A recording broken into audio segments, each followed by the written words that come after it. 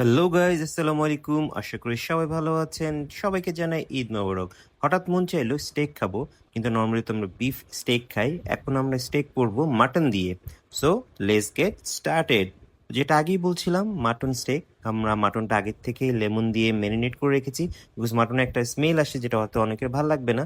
সেই সাথে গার্লিক এবং বাটার রেডি করা আছে। তো আমরা প্রথমেই হচ্ছে মাটনটাকে একটু সোক আপ করে নিব এবং একটু দেশীয় স্টাইলে একটু স্ম্যাশ করে নিচ্ছি, দেখতে পাচ্ছেন, যাতে খুব ইজিলি এটা আমরা ফ্রাই করতে পারি। স্টেকের সাথে স্ম্যাশ পটেটো 100% নিডেড। তো আমরা পটেটোটা আগেই স্ম্যাশ করে রেখেছি, বাট এটার প্রসিডিওর এখনো বাকি রয়েছে।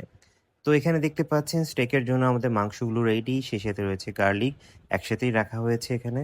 এবং আমরা এখানে অ্যাড করব হচ্ছে অলিভ অয়েল এবং সেই সাথে ভিনেগার। যদি আপনার মন চায় আপনি ভিনেগার অ্যাড করতে পারেন। তো স্টেকের প্রত্যেকটি পিসে আমরা অলিভ অয়েল দিয়ে রেডি করে নিলাম, সেই সাথে উপরে সল্ট দিয়ে দিচ্ছি এবং সেই সাথে অ্যাড করলাম ব্ল্যাক পেপার। তো ওভারঅল এইভাবে আমরা প্রত্যেকটা পিস রেডি করে রাখবো। এবং অন্যদিকে আপনাদেরকে দেখাচ্ছি আমাদের স্ম্যাশ পটেটোর কী অবস্থা, যেখানে আমরা garlic powder, black pepper, butter সব কিছু একসাথে অ্যাড করেছি এবং সেই সাথে এটার উপর দুধ দিয়ে দিব এবং তার পরবর্তীতে আমাদের যে স্ম্যাশ করা পটেটো আছে সেটা অ্যাড করব। তো এটা এখানে হতে থাক, আপনাদেরকে দেখাই আমাদের বাকি যে পিসগুলো আছে স্টেকের জন্য, সেগুলো আমরা প্রপারলি ম্যারিনেট করে নিচ্ছি সল্ট এবং ব্ল্যাক পেপার দিয়ে। তো এখানে আমাদের স্ম্যাশ করাটা অলমোস্ট ডান, একটা বাটারি ফিল আসছে, হোপফুলি খুব ইয়ামি হবে। তো যেহেতু আমাদের স্টেকের প্রিপারেশন অলমোস্ট ডান এবং ফাইনালি আমরা আরেকটু ব্ল্যাক পেপার দিয়ে দিচ্ছি। তো আমরা এখানে প্যানের মধ্যে সয়াবিন তেল নিয়েছি, আপনার চাইলে অলিভ অয়েলও নিতে পারেন, বাট সয়াবিন তেলটাও সবচেয়ে ভালো হবে।